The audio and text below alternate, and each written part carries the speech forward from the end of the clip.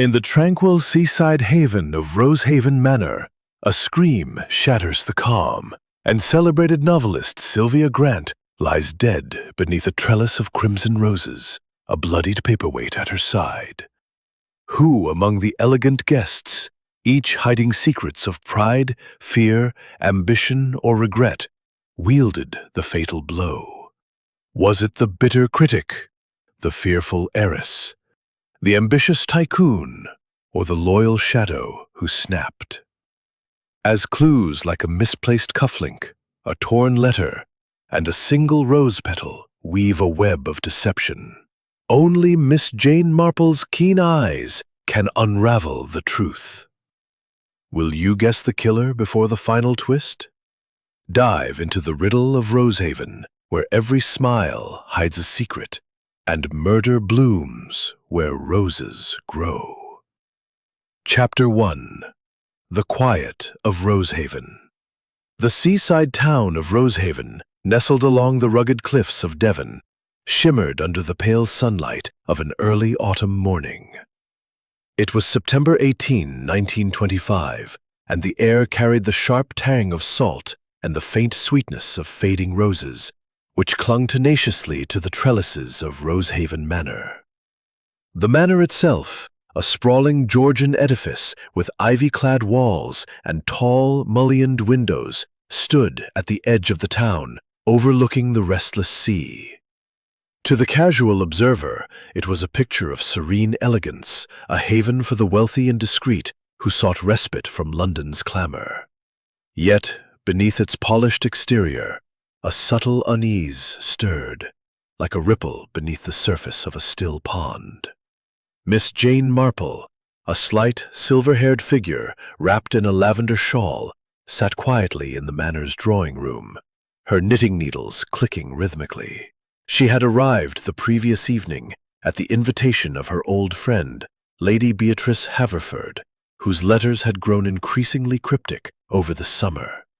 Beatrice, a widow of considerable means, had hinted at troubling undercurrents among her houseguests, though she offered no specifics.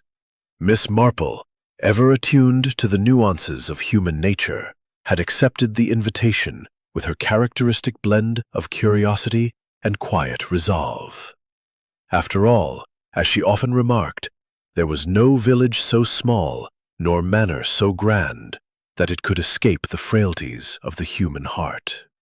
The drawing-room was a study in opulence.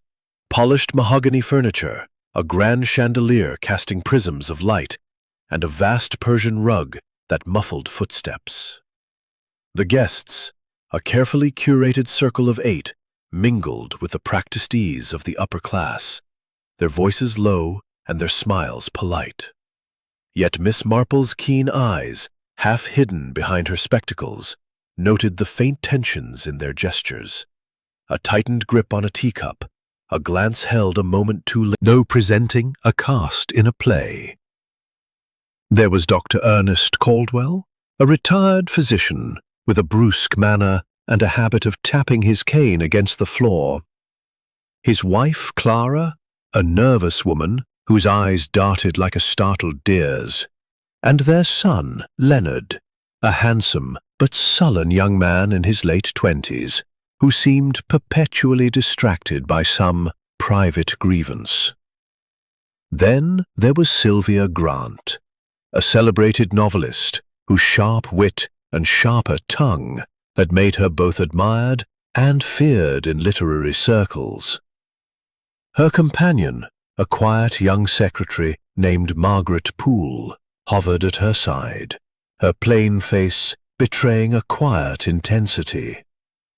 Major Reginald Thorne, a retired army officer with a penchant for whiskey and war stories, sat by the fireplace, his booming laugh filling the room. Beside him was Evelyn Warrender, a distant cousin of Lady Beatrice, whose delicate beauty was marred by a perpetual air of melancholy.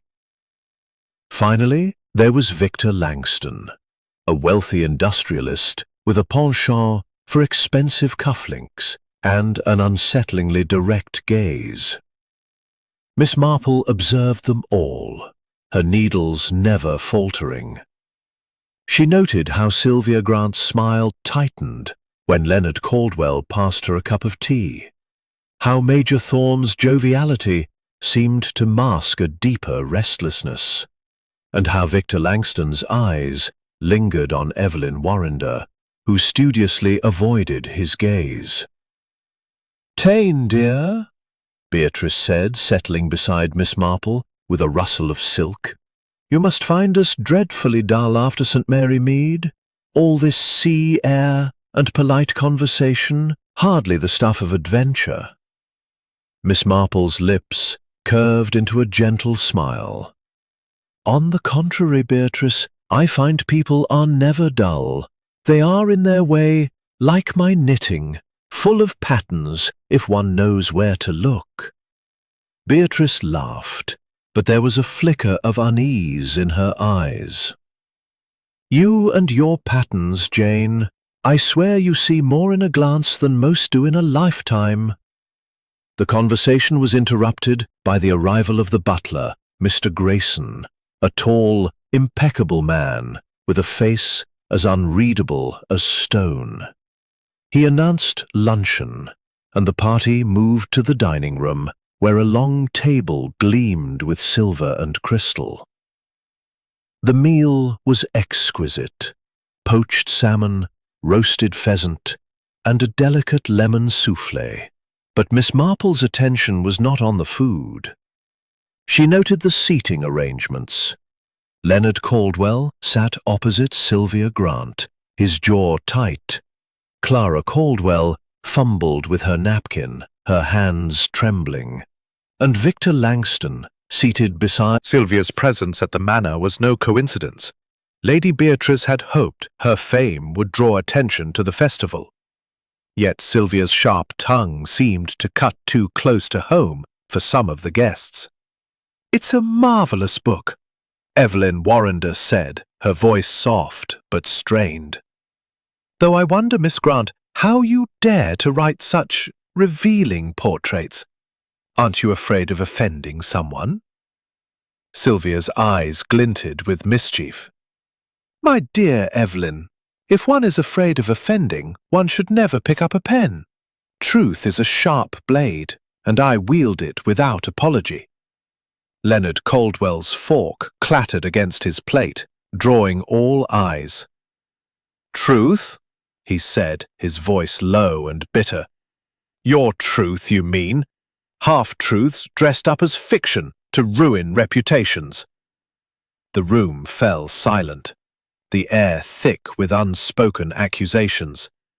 Sylvia raised an eyebrow, unruffled. "Dear boy, if you see yourself in my pages, perhaps you should examine your own reflection." Lady Beatrice clapped her hands, her smile brittle. Now, let's not spoil a lovely meal with literary debates. Shall we adjourn to the terrace? The view of the sea is quite spectacular today."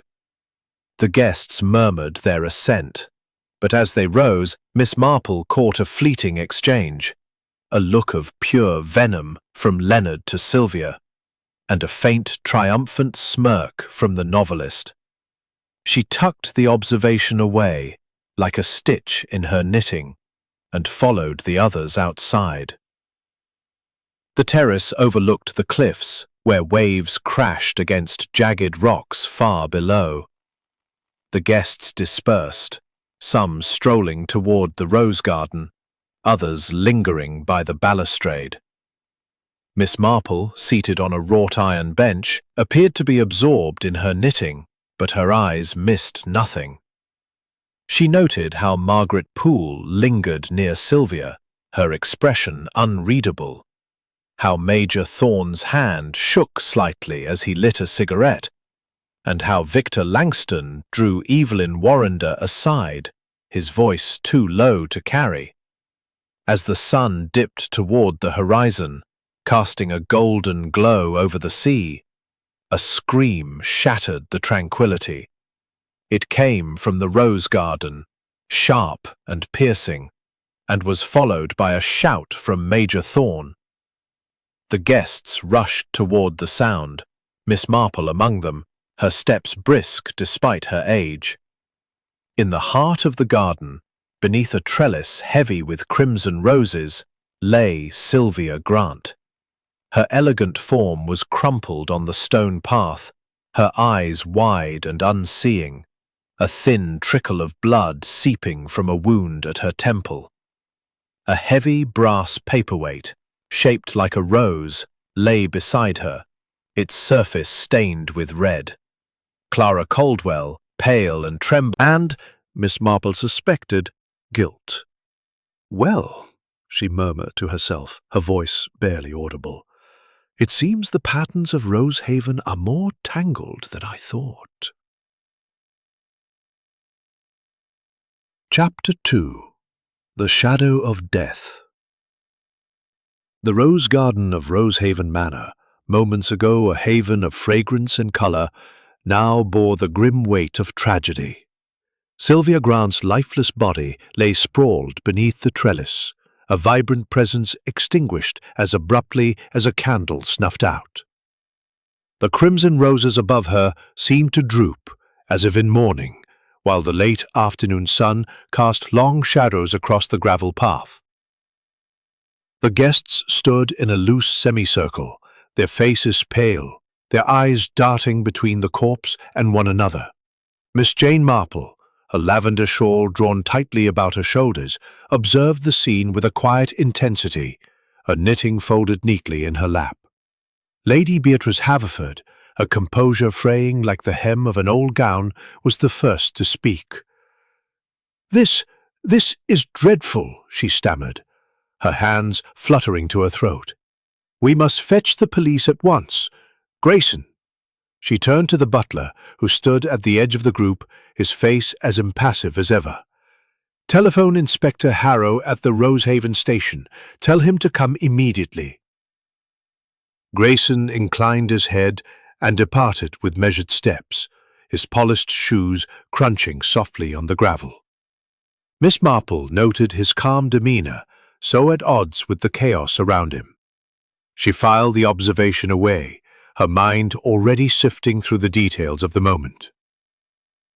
Dr. Ernest Caldwell, his cane tapping nervously, knelt beside Sylvia's body with a physician's instinct. "No pulse," he muttered, his fingers probing her wrist. "She's been struck on the head hard. The wound suggests a single forceful blow." He pointed to the brass paperweight, its rose-shaped design now grotesque in its bloodied state. This was likely the weapon. Clara Caldwell, clinging to her husband's arm, let out a small sob. Who could do such a thing? Sylvia she was so alive, so brilliant. "Brilliant, perhaps," Leonard Caldwell said, his voice low and bitter. "But not everyone found her so charming." His eyes, dark with some unspoken emotion, flickered toward the body, then away. Miss Marple's gaze followed his, noting the tension in his jaw, the way his hands clenched at his sides. She turned her attention to the others. Major Reginald Thorne stood rigid, his cigarette forgotten, its ash falling to the ground. Evelyn Warrender, her delicate features drawn, pressed a handkerchief to her lips, her eyes wide with horror. Victor Langston, his expensive cufflinks glinting in the fading light, watched the scene with an unsettling calm, his expression unreadable. "Deserve this, didn't she?" Leonard muttered, earning a sharp glance from his mother. He fell silent, his lips pressed into a thin line. Lady Beatrice, regaining some of her authority, clapped her hands. "We mustn't touch anything until the police arrive. Everyone, please, let us return to the house. This is no place to linger." The group obeyed, though their movements were slow, as if reluctant to leave the scene of such a stark reality. Miss Marple lingered a moment longer, her eyes scanning the garden. She noted the scuff marks in the gravel near Sylvia's body, the way one rose petal had fallen onto her sleeve, and the faint smear of dirt on the hem of her dress.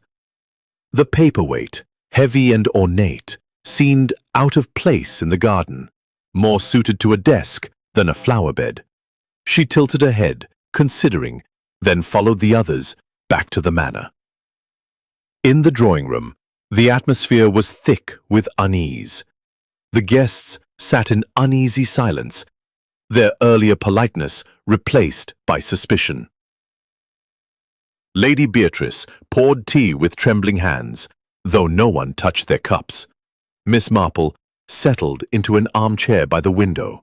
Her knitting resumed. Though her needles moved slowly, her attention fixed on the room. "Jane," Beatrice said, her voice low as she sat beside her friend. "This is ghastly. Sylvia was difficult, yes, but murdered? Here, in my home? I can scarcely believe it." Miss Marple's eyes softened, but her tone was measured.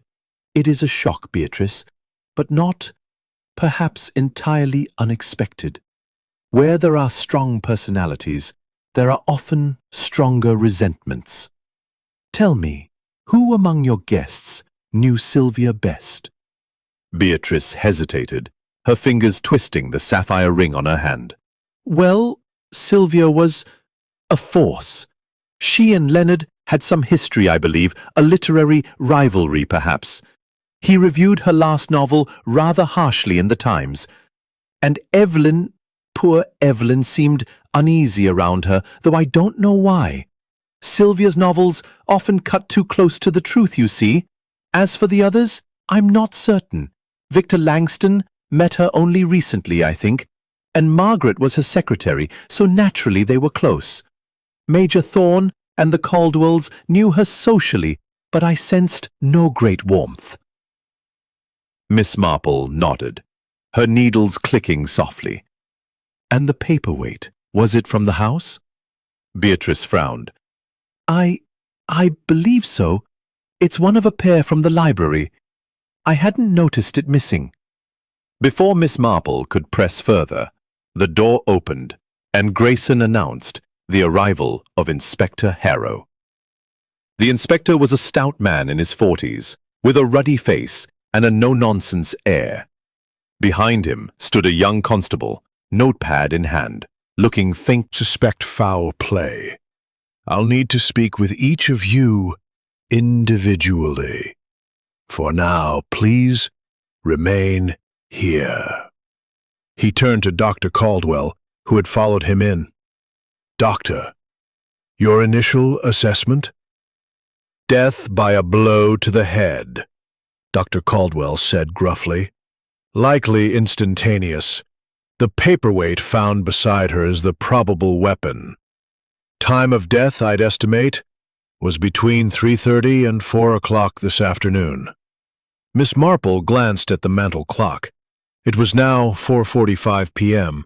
She recalled the scream at approximately 4:10, which meant the murder had occurred shortly before. The guests had been on the terrace until the scream drew them to the garden. But where had each been in the moments prior? Inspector Harrow began his questions, starting with Lady Beatrice. "When did you last see Miss Grant alive?" Beatrice's brow furrowed. "After luncheon around 3 o'clock. We all moved to the terrace. Sylvia said she wanted to walk in the rose garden. She loved flowers, you know.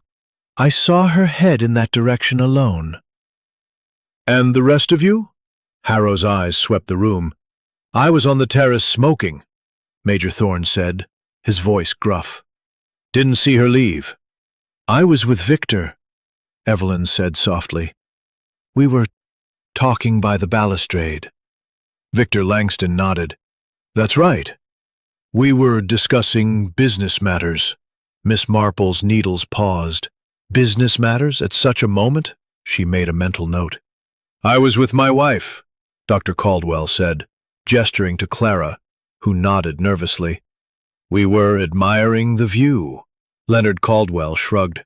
"I stayed on the terrace reading. Didn't notice much." Margaret Poole, her voice steady, said, "I was with Miss Grant earlier, but she asked for some time alone.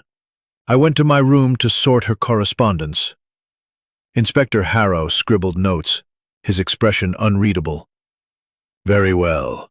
Constable, secure the garden. No one is to leave the manor until we've searched the premises." As the inspector moved to examine the library, Miss Marple's eyes followed him, then returned to the guests. Their alibis were tidy, too tidy perhaps. She thought of the scuff marks, the paperweight, the rose petal on Sylvia's sleeve, and she thought of Sylvia's sharp words at luncheon, the venom in Leonard's voice, the unease in Evelyn's eyes. The patterns were there, she was certain, waiting to be unraveled. "Jane," Beatrice whispered, leaning closer, "do you think, could one of them have done this?" Miss Marple's smile was gentle but enigmatic. "My dear Beatrice, in a house full of secrets, it is not a question of could, but of who." Chapter 3. Murder in the Rose Garden. Miss Jane Marple, her knitting needles moving with their customary rhythm, appeared as serene as ever, but her sharp eyes missed nothing. The faint creak of a chair, the nervous sip of tea, the glance that lingered too long, all were stitches in the pattern she was beginning to weave. Inspector Harrow had returned from his initial inspection of the library, his face set in a grim line. The constable, a young man named Willis, trailed behind him, clutching a notepad filled with hasty scrawls. The inspector addressed the group with a tone that brooked no interruption. The paperweight, as Lady Haverford confirmed, came from the library desk. It's a curious choice for a murder weapon. Heavy, yes, but not something one carries about casually. Whoever took it had purpose. Lady Beatrice, seated near the fireplace, twisted her sapphire ring. "It's unthinkable," she said, her voice trembling. "That paperweight was a gift from my late husband. To think it was used for such a vile act." Miss Marple's needles paused briefly as she glanced at her friend. "A gift, you say, Beatrice? Was it often admired by your guests?" Beatrice hesitated, her brow furrowing. "I suppose so. Sylvia commented on it only yesterday, said it was delightfully ostentatious. I thought she was joking." Miss Marple nodded, her expression unreadable. She recalled Sylvia Grant's penchant for sharp observations, often cloaked in humour. Had the novelist's remark about the paperweight been more than idle chatter? She tucked the thought away, her attention returning to the room. Inspector Harrow turned to Margaret Poole, Sylvia's secretary, who sat with her hands folded tightly in her lap. "Miss Poole, you are closest to Miss Grant, professionally. Did she mention any enemies, anyone who might wish her harm?" Margaret's pale face betrayed no emotion, but her fingers tightened imperceptibly. "Miss Grant was outspoken," she said carefully. "Her novels stirred controversy, and she received her share of angry letters, but she never took them seriously. She called them the price of genius." "And here at Rosehaven?" Harrow pressed. "Did she mention any tensions with the other guests?" Margaret's eyes flickered toward Leonard Caldwell, then back to the inspector. "She and Mr. Caldwell had a disagreement. He wrote a scathing review of her last book. She laughed it off, but I could tell it stung." Leonard, slouched in an armchair, stiffened. "That's hardly a motive for murder, Inspector. I didn't like her book, overblown nonsense if you ask me, but I didn't bash her head in over it." "Leonard!" Clara Caldwell gasped, her hand flying to her chest. "Don't speak so crudely." Dr. Ernest Caldwell patted his wife's arm, his cane tapping the floor. "My son's outspoken, Inspector, but he's no killer. Surely you're not suggesting—" "I'm suggesting—" "Nothing yet," Harrow interrupted. "I'm gathering facts. Miss Poole, when did you last see Miss Grant alive?" Margaret's voice was steady. "At 3:15, in the library. She was reviewing some notes for her reading at the festival. She asked to be alone, so I went to my room to organize her correspondence. I didn't see her again until the garden." Harrow scribbled in his notebook, then turned to Miss Marple, who had been listening quietly. "Miss Marple, I understand you're a guest here. Did you notice anything unusual this afternoon? The room's attention shifted to the elderly spinster, whose unassuming presence seemed to fade into the furniture. Miss Marple's eyes twinkled behind her spectacles. I am but a visitor, Inspector, and an old woman at that. But I did observe that the terrace was quite lively after luncheon. Most of the guests were there, yet Miss Grant chose to walk alone in the garden. It struck me as deliberate. Harrow raised an eyebrow. Deliberate? You think she went to meet someone? Miss Marple's smile was gentle. I think, Inspector, that people rarely act without reason, even if that reason is known only to themselves. The inspector grunted, clearly unsure what to make of her cryptic remark. He turned to Major Thorne, whose ruddy face was flushed from more than the fire's warmth. Major, you were on the terrace. Did you see Miss Grant leave? Thorne stubbed out his cigarette, his hand trembling slightly. Can't say I did. I was enjoying a smoke, watching the sea. Fine view, you know. Didn't notice much else. And you, Mr. Langston? Harrow asked, eyeing the industrialist, whose calm demeanor stood in stark contrast to the other's unease. Victor Langston leaned back in his chair, his cufflinks catching the light. As Miss Warrender said, we were discussing business on the terrace. I didn't see Miss Grant leave, but I recall her saying something about needing air. She seemed agitated. Evelyn Warrender, her handkerchief crumpled in her hand, nodded faintly. Yes, she was restless at luncheon. I thought it was just her nerves. She was due to read tomorrow, after all. Miss Marple's needles clicked softly. She noted Evelyn's choice of words, restless, not afraid. And yet, there was a tremor in her voice, a shadow in her eyes. She glanced at Victor Langston, whose steady gaze seemed to anchor Evelyn, for better or worse. Harrow continued his questions, establishing a rough timeline.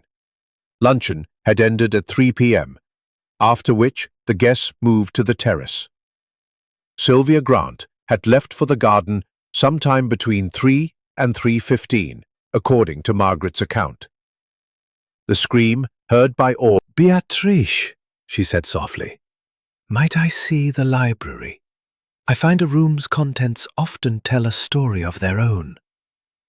Beatrice, eager for any distraction, led her friend to the library, a grand room lined with oak shelves and heavy furniture. The desk, where the paperweight had sat, was cluttered with papers. Sylvia's notes, perhaps, or something more revealing. Miss Marple's eyes swept the room, lingering on a small ink stain on the blotter, a book left open on a side table, and a single rose petal, identical to the one on Sylvia's sleeve, caught in the fringe of a curtain. Curious, Miss Marple murmured, bending to examine the petal. This room is kept so tidy, yet this petal remains. And the paperweight, such an odd thing to carry to a garden. Beatrice shivered. Jane, you don't think someone took it deliberately, do you? I think, my dear, that everything in a murder is deliberate, even the smallest detail. Miss Marple straightened, her gaze distant. Tell me, Beatrice, did Sylvia ever mention a particular fear, or perhaps a secret she uncovered? Beatrice hesitated, then shook her head. Not directly, but yesterday, at tea, she said something odd. She said, "Some truths are better left buried, lest they bury you." I thought it was just her flair for drama. Miss Marple's lips twitched into a faint smile. Drama, perhaps, but Sylvia Grant struck me as a woman who chose her words with care. As they returned to the drawing room, Miss Marple's mind churned. The petal, the paperweight, Sylvia's cryptic words, the alibis that aligned too neatly. They were threads in a tapestry, each one vital to the whole. She thought of Leonard's bitterness, Evelyn's unease, Victor's calm, Margaret's reserve. She thought of the rose garden, where a woman had met her end beneath a trellis of crimson blooms. The inspector re-entered, his face grim. "We've found something in the garden," he announced. "A cigarette case, engraved with the initials RT. It was near the body, half buried in the gravel." Major Thorne's face paled. "That's mine," he said hoarsely.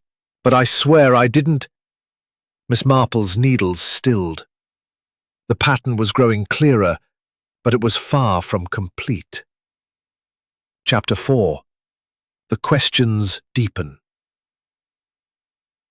The drawing room of Rosehaven Manor seemed to shrink under the weight of Inspector Harrow's revelation. The cigarette case, engraved with Major Reginald Thorne's initials, lay like an accusation on the table before the guests. Its silver surface glinted in the lamplight, a stark contrast to the growing unease that rippled through the room. Miss Jane Marple, seated in her usual corner, Unsteadily to his feet. "I tell you, Inspector, that case is mine, but I didn't leave it in the garden. I haven't seen it since yesterday, I think. It must have been stolen." Inspector Harrow's eyes narrowed. "Stolen, Major? That's a convenient explanation. When did you last have it?" Thorne rubbed his temple, his hand trembling. I had it at tea yesterday, on the terrace. I remember setting it down beside my chair. After that, I didn't notice. I've been distracted, you see." "Distracted by what?" Harrow pressed, his pencil poised over his notebook. Thorne hesitated, his gaze flickering toward the other guests. "Just the company, the sea air. Nothing specific." Miss Marple's needles clicked softly. She noted the Major's unease, the way his eyes avoided Evelyn Warrender, who sat clutching her handkerchief, her face pale. There was a story behind that glance, she was certain, just as she was certain the cigarette case had not found its way to the garden by accident. Lady Beatrice, her composure fraying further, interjected. "Inspector, surely you don't think Major Thorne would be so careless as to leave his cigarette case at a crime scene? It's absurd." "Absurd or not, Lady Haverford, it's evidence," Harrow said firmly, "and until we know more, everyone here is a suspect. Now, let's establish where each of you was between 3 and 4:10 this afternoon. Miss Marple, you've been quiet. Care to share your movements?" Miss Marple's smile was gentle, almost apologetic. "I am an old woman, Inspector, and my movements are few. After luncheon, I sat on the terrace knitting and watching the sea. I remained there until the scream at 4:10 when we all rushed to the garden. I did not see Miss Grant leave, but I recall her silhouette against the roses as she walked away." Harrow nodded, scribbling in his notebook. He turned to Leonard Caldwell, whose sullen demeanor had not softened. "Mr. Caldwell, you said you were reading on the terrace. Can anyone confirm that?" Leonard shrugged, his eyes cold. "I don't keep track of who's watching me, Inspector. I was there, nose in a book, until the scream. Ask anyone." Clara Caldwell, her voice trembling, spoke up. "I saw him, Inspector. He was sitting near the balustrade reading. I was with my husband, walking along the terrace." Dr. Ernest Caldwell nodded, his cane tapping the floor. "That's right. Clara and I were together, admiring the view. We didn't see Sylvia after she left for the garden." Harrow's gaze shifted to Victor Langston, whose calm seemed unshakable. "And you, Mr. Langston, you were with Miss Warrender, discussing business. Care to elaborate?" Langston's lips curved and Evelyn Warrender nodded, her voice barely above a whisper. "That's true. We were talking. I didn't see Sylvia after luncheon. Miss Marple's eyes lingered on Evelyn. The young woman's hands twisted her handkerchief into knots, and her voice held a tremor that spoke of more than grief. There was fear there, Miss Marple thought, and perhaps something deeper, guilt or a secret closely guarded. Margaret Poole, Sylvia's secretary, was the last to speak. As I said, Inspector, I was in my room, sorting Miss Grant's correspondence. I didn't leave until I heard the scream. Harrow frowned, his pencil tapping his notebook. A tidy set of alibis, I must say. Too tidy, perhaps. Constable Willis, have you finished searching the garden? The young constable, looking slightly overwhelmed, stepped forward. Yes, sir, nothing else of note except, well, there's a footprint in the flower bed near the trellis. A man's shoe, I'd say, size 10 or 11, deep, like someone was standing there a while. Miss Marple's needle stilled for a moment. A footprint, she thought, in a flower bed where no gardener had been. She glanced at the men in the room, Major Thorne, Leonard Caldwell, Victor Langston, Dr. Caldwell. Any of them could wear such a shoe, but the depth of the print suggested intent, perhaps someone watching, waiting. Harrow dismissed the guests to their rooms, instructing them to remain in the manor. As they dispersed, Miss Marple lingered, her eyes drawn to the fireplace, where a small vase held a single crimson rose, identical to those in the garden. She approached it, her fingers brushing the petals. "Beatrice," she said softly, "these roses, are they all from the garden?" Lady Beatrice, hovering nearby, nodded. Yes, Jane. Grayson cuts them fresh each morning. Why do you ask? Miss Marple's smile was enigmatic. "Merely a fancy, my dear. Roses are such telling flowers, don't you think? They bloom so beautifully, yet their thorns are sharp." Beatrice looked puzzled, but said nothing, as Miss Marple excused herself to examine the library once more. The room was as she had left it, save for the absence of the second paperweight, which Harrow had taken as evidence. She moved to the desk, her eyes scanning Sylvia's notes. They were scattered, written in the novelist's sharp, angular hand, drafts for her reading, it seemed. But one sheet caught Miss Marple's attention. It was a list of names, some crossed out, others underlined. Leonard, Evelyn, Victor, R.T. Beside each name was a single word, cryptic and suggestive: pride, fear, ambition, regret. Miss Marple's lips pursed. Sylvia Grant had been writing more than fiction, it seemed. She had been observing, dissecting, perhaps even baiting her fellow guests. Had one of those names led to her death? As she left the library, Miss Marple passed Margaret Poole in the hall. The secretary's face was pale, her eyes red-rimmed, but her posture was rigid, as if holding herself together by sheer will. "Miss Poole?" Miss Marple said gently, "You must be terribly shaken. Miss Grant was fortunate to have so loyal a companion." Margaret's lips twitched, but her voice was steady. "Thank you, Miss Marple.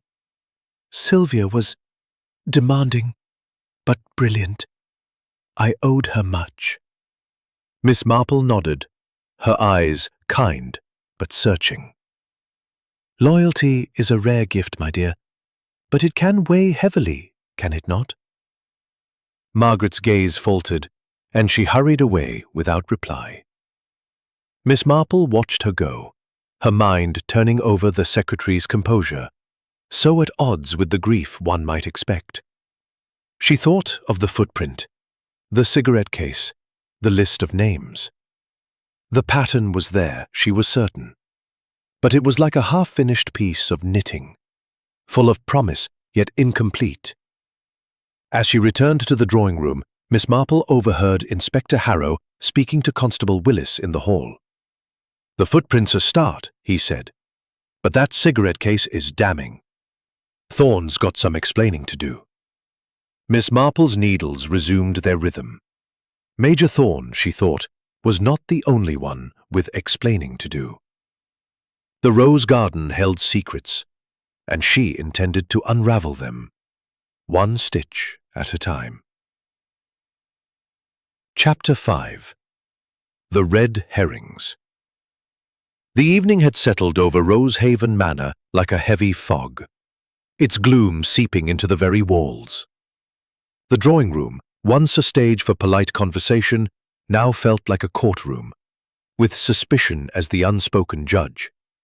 The guests, confined to the manor by Inspector Harrow's orders, sat in strained silence, their earlier civility eroded by the spectre of murder. Miss Jane Marple, her lavender shawl draped over her shoulders, knitted quietly in her corner, her eyes flitting from face to face. The click of her needles was a steady counterpoint to the tension, a reminder that even in chaos, order could be found. Inspector Harrow stood by the fireplace, his notebook open, his expression stern. The cigarette case, engraved with Major Thorne's initials, rested on the table, its silver surface a silent accusation. The Major himself, his usual bluster subdued, sat with his hands clasped tightly, his eyes fixed on the floor. The other guests avoided looking at him, though their glances spoke volumes: doubt, fear, and in some cases a flicker of satisfaction. "Major Thorne," Harrow began, his voice cutting through the silence. "Your cigarette case was found near Miss Grant's body. You claim it was stolen, yet you can't say when or by whom. That's a thin story, sir." Thorne's face reddened, but his voice was steady. "I'm no liar, Inspector. I told you, I last saw it yesterday at tea. Someone must have taken..." Joviality. She also noted his quick glance at Evelyn Warrender, who now sat with her head bowed, her handkerchief twisted into a knot. There was a connection there, she thought, though its nature remained elusive. Harrow turned to the group. "Can anyone confirm Major Thorne's presence on the terrace between 3 and 4:10? Leonard Caldwell, slouched in an armchair, spoke up. "I saw him there, smoking like a chimney. Didn't see him leave." Clara Caldwell nodded nervously. "Yes, I saw him too. He was by the balustrade, near the rose garden path." Miss Marple's eyes narrowed slightly. Clara's voice held a note of haste, as if she were eager to support the Major's alibi. She glanced at Dr. Ernest Caldwell, whose cane tapped rhythmically, his face unreadable. The family's unity was notable, but was it genuine, or a shield for something darker? Victor Langston, his calm, unshaken, added, "I saw the Major as well. He was on the terrace when Evelyn and I were talking. He didn't move, as far as I could tell." Evelyn Warrender murmured her agreement, her voice barely audible. "Yes, he was there." Harrow scribbled in his notebook, his frown deepening. "So the Major was on the terrace, and no one saw him near the garden. Yet his cigarette case was found by the body.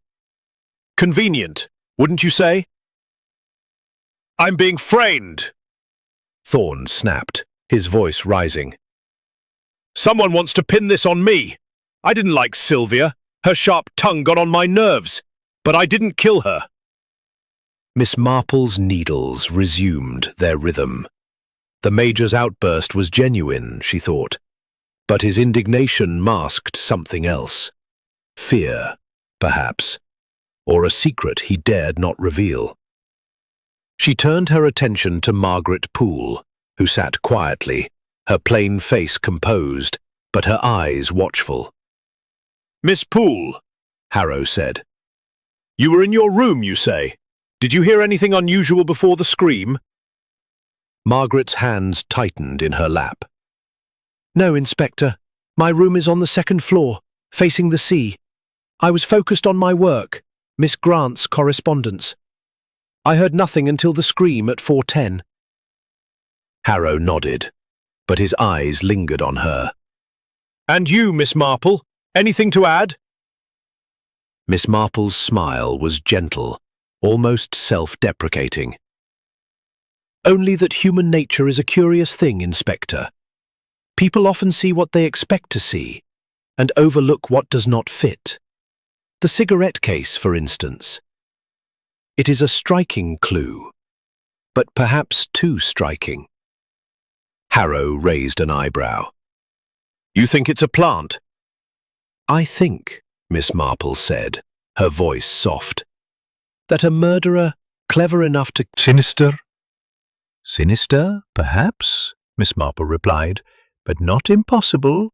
In my experience, Beatrice, people are capable of great ingenuity when their secrets are at stake." Harrow grunted, clearly sceptical of Miss Marple's cryptic musings. He turned to Constable Willis, who had just entered, carrying a small evidence bag. "What have you got, Willis?" The constable held up the bag, which contained a single glove, black leather, slightly worn. "Found this in the shrubbery near the garden, sir. It was tucked under a bush, not far from the footprint." Miss Marple's eyes brightened. A glove, she thought, was an intimate clue, something worn, something personal. She noted the size, large, likely a man's, and the faint smudge of dirt on the cuff. It was not blood, but it suggested contact with the ground, perhaps in the flower bed where the footprint had been found.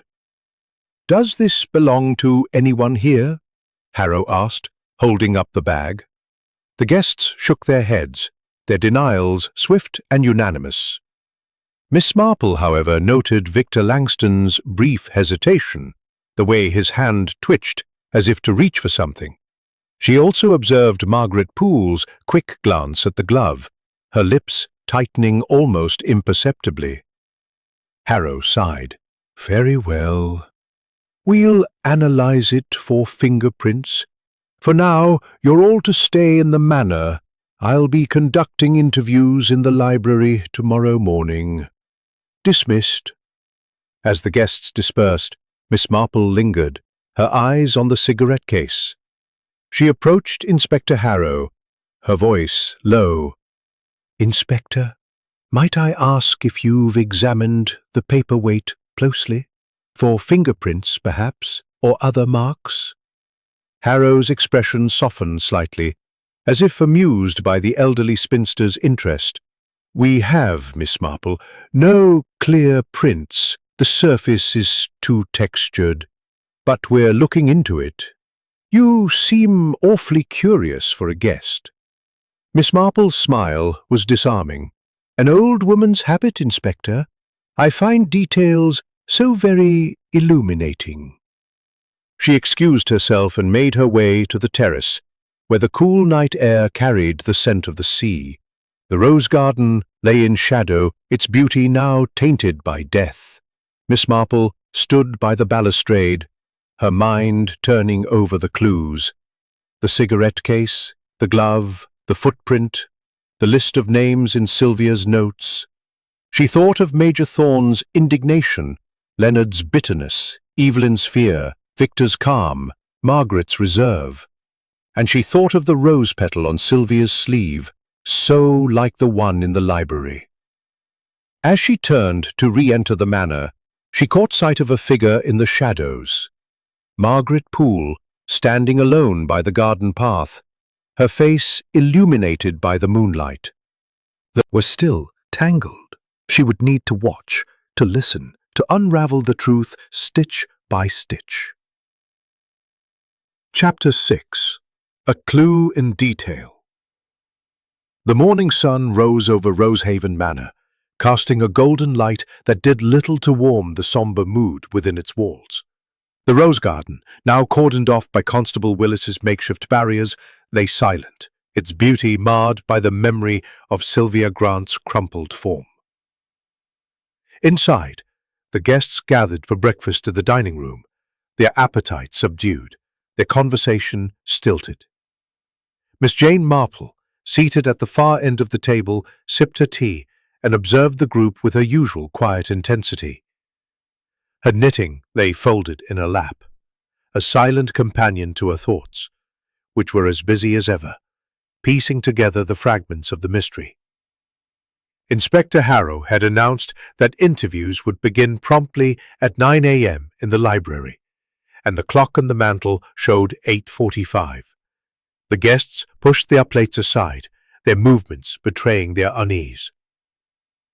Major Thorne, his face haggard, avoided the other's eyes, his cigarette case now a shadow over his reputation. Leonard Caldwell, his sullen demeanor unchanged, muttered something to his mother, who clutched a napkin as if it were a lifeline. Evelyn Warrender, pale and fragile, kept her gaze fixed on her untouched toast, while Victor Langston maintained his unsettling calm, his cufflinks gleaming as he buttered a scone. Margaret Poole, ever composed, sat alone, her eyes scanning a letter she held. Though Miss Marple noted, she turned no pages. Lady Beatrice, attempting to maintain some semblance of normalcy, spoke brightly. "Jane, you must try the marmalade. It's made from our own oranges. Quite a treat, even in these trying circumstances." Miss Marple smiled, her eyes kind but sharp.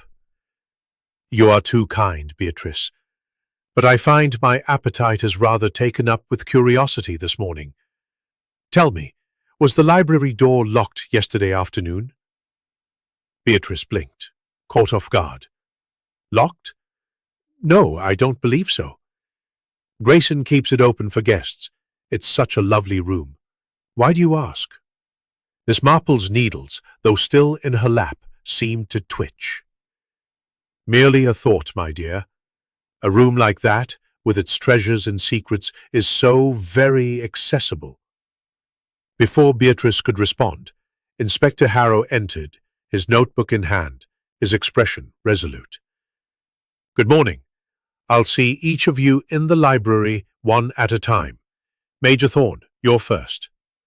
Thorne rose, his jaw tight, and followed the inspector out. The room exhaled, the tension easing momentarily, though suspicion lingered like a fog. Miss Marple's eyes followed Thorne's retreating figure, then shifted to the others. She noted how Leonard called Weaving.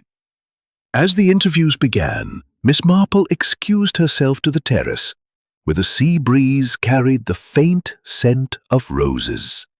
She stood by the balustrade, her eyes tracing the path to the garden, the footprint in the flower bed, the cigarette case, the glove, the rose petal on Sylvia's sleeve. These were not random, she was certain. They were deliberate, like the stitches in her knitting, each one placed with purpose. But what was the pattern? Her thoughts were interrupted by the sound of footsteps. Margaret Poole emerged onto the terrace, her face pale but composed, the letter still in her hand. She seemed startled to see Miss Marple, but recovered quickly, offering a polite nod. "Good morning, Miss Poole," Miss Marple said, her voice gentle. "The air is quite refreshing, is it not?" A moment of quiet must be a comfort after such a shock. Margaret's lips twitched into a faint smile. "Yes, Miss Marple, I needed a moment away from all this." She gestured vaguely toward the manor. Miss Marple's eyes softened, but her gaze was keen. "You are very devoted to Miss Grant, I understand. It must be difficult losing someone so larger than life." Margaret's fingers tightened on the letter. "She was brilliant, but not always easy. I managed her affairs, her schedule, her moods. It was my duty." "Duty's a powerful thing," Miss Marple said, her tone thoughtful. "It can bind us, can it not? Sometimes even to secrets we'd rather not keep." Margaret's eyes flickered, but she said nothing, turning her gaze to the sea. Miss Marple noted the letter in her hand, creased, as if read many times. Was it one of Sylvia's correspondences, or something more personal? She made a mental note to inquire later. Returning to the manor, Miss Marple slipped into the library just as Major Thorne emerged, his face flushed with indignation. Inspector Harrow, seated at the desk, looked up as she entered. "Miss Marple," he said, a touch of impatience in his voice. "I'm conducting interviews. This isn't the time for visitors." "Forgive an old woman's curiosity, Inspector," Miss Marple said, her smile disarming. "I only wish to see the room again. It has such character." Harrow grunted, waving her in. "Be quick about it. I'm seeing Miss Warrender next." Miss Marple moved to the desk, her eyes scanning the papers she had noticed the previous evening. Sylvia's notes were still there, though some had been rearranged, likely by the inspector. The list of names, Leonard, Evelyn, Victor, R.T., caught her eye again, each with its cryptic descriptor: pride, fear, ambition, regret. But now she noticed something new, a faint pencil mark beside R.T., a tiny, almost imperceptible cross, as if Sylvia had marked it for emphasis. Like the cigarette case itself? As Evelyn Morinder entered, her delicate frame trembling, Miss Marple stepped aside, her presence fading into the background. Harrow began his questions, his tone gentler with the young woman. "Miss Warrender, you were with Mr. Langston on the terrace. Can you confirm the exact time?" Evelyn's voice was soft, almost fragile. "It was after luncheon, perhaps 3:10 or so. We were talking about my family's estate. Victor, Mr. Langston, has been advising me." "Advising you?" Harrow repeated, his pencil tapping. "And you saw no one else near the garden?" Evelyn shook her head, her eyes downcast. "No, Inspector, I was preoccupied." Miss Marple's needles, now in her hands, moved slowly. Evelyn's hesitation, her choice of the word preoccupied, suggested more than a casual conversation. She thought of Victor Langston's steady gaze, his calm in the face of chaos.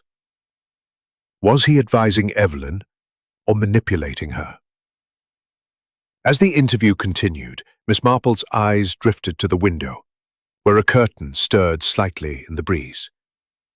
The rose petal she had seen yesterday was gone, likely swept away by Maid, but its presence lingered in her mind. She recalled the petal on Sylvia's sleeve, the scuff marks in the gravel, the footprint in the flower bed. And then a detail clicked into place, a tiny inconsistency easily overlooked. Sylvia's dress, when Miss Marple had seen her body, had been pristine, save for the blood and the petal. But there had been a faint smudge of dirt on the hem, as if she had brushed against something. The flower bed, perhaps. Or had someone else left that mark, someone who had stood close, perhaps too close? Miss Marple's lips pursed. She needed to see the garden again, to confirm her suspicion. As Evelyn left the library, her eyes red-rimmed, Miss Marple approached Inspector Harrow. "Inspector, might I trouble you for a moment? The garden. Has it been thoroughly searched for smaller items, perhaps a button or a thread?" Harrow frowned, his patience wearing thin. "We've searched it, Miss Marple. Footprint, cigarette case, glove. That's what we've got. If you're fishing for something else, you'd best tell me straight." Miss Marple's smile was serene. "Merely a thought, Inspector. Sometimes the smallest things tell the largest stories." She left the library, a mind alight with possibilities. The cross by R.T., the dirt on Sylvia's dress, the glove in the shrubbery. These were not random. They were clues, deliberate and precise, and Miss Marple was determined to follow them to their source. Chapter 7. More Lies Surface. The atmosphere in Rosehaven Manor had grown as taut as a tightly wound spring. Jane Marple, her lavender shawl neatly draped over her shoulders, sat in the morning room, her knitting needles clicking softly as she observed the comings and goings of the household. The room, with its delicate lace curtains and vases of fresh roses, seemed a world apart from the grim reality of Sylvia Grant's murder. Yet Miss Marple knew that secrets thrived in such genteel settings. Inspector Harrow had spent the morning questioning the guests, his notebook now filled with alibis that aligned too neatly, contradictions that were too subtle to pin down. The cigarette case, the glove, the footprint in the flower bed. These clues pointed to Major Thorne. Yet Miss Marple sensed they were too convenient, like a trail of breadcrumbs laid to mislead. Her mind returned to the list in Sylvia's notes. Leonard, Evelyn, Victor, RT, and the cryptic words beside them. Pride, fear, ambition, regret. The tiny cross beside RT nagged at her, a detail that suggested more than it revealed. As the clock struck noon, Lady Beatrice entered the morning room, her face drawn with worry. "Jane, this is unbearable," she said, sinking into a chair beside her friend. "The inspector is relentless, and poor Major Thorne looks ready to collapse. Do you think he could have done it?" Miss Marple's needles paused, her eyes gentle but piercing. "Major Thorne is a man of strong emotions, Beatrice, but not, I think, of cold calculation. The cigarette case is troubling, yes, but it feels staged. Tell me, did Sylvia ever speak of her relationships with the other guests? Any hint of old grudges or hidden affairs?" Beatrice twisted her sapphire ring, a habit that betrayed her unease. She was so guarded, Jane. But at dinner 2 nights ago, she made a strange remark. She said, "Some people wear their past like a badge, while others hide it like a wound." I thought she was being poetic, but now, I wonder if she meant someone here. Miss Marple nodded, her mind turning over the words. Sylvia Grant had been a novelist, a weaver of stories, but also a keen observer of human nature. Had she seen too much, uncovered a secret that cost her life? Miss Marple's thoughts were interrupted by the sound of raised voices from the hall. Leonard Caldwell stormed into the room, his face flushed with anger, followed by his mother, Clara, who looked on the verge of tears.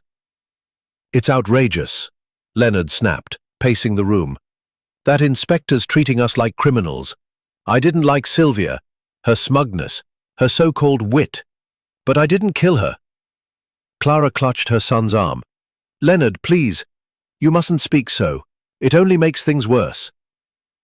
Miss Marple's eyes softened, but her gaze was sharp. "Mr. Caldwell, her stories. That review I wrote, it was honest. She didn't like it, so she made it personal. At luncheon, she all but accused me of things that aren't true." "What things?" Miss Marple asked, a voice gentle but insistent. Leonard hesitated, his eyes darting to his mother, who shook her head almost imperceptibly. "Nothing specific," he muttered. "Just a usual poison." Miss Marple's needles resumed their rhythm. She noted Clara's quick gesture, the way Leonard's anger seemed to mask something deeper, fear, perhaps, or shame. She thought of the word pride beside his name in Sylvia's notes. Pride could be a motive, she knew, especially when wounded. As Leonard and Clara left, Miss Marple rose and made her way to the library, where Inspector Harrow was reviewing Sylvia's notes. He looked up as she entered, his expression a mix of exasperation and curiosity. "Miss Marple, you're everywhere today. Found any more illuminating details?" Miss Marple smiled, unfazed. "Only that people are rarely as simple as they seem, Inspector. Might I see the garden again? I believe I missed something yesterday." Harrow sighed, but nodded. "Go ahead, but don't disturb anything. Willis is still there, keeping an eye out." The rose garden was quieter now, the morning light softening its edges. Constable Willis stood by the trellis, his notepad in hand, looking slightly bored. Miss Marple approached the spot where Sylvia's body had lain, her eyes scanning the gravel path. The scuff marks were still visible, though faded, and the flower bed bore the deep imprint of the man's shoe. But it was something else that caught her attention, a tiny glint in the soil, half buried beneath a rosebush.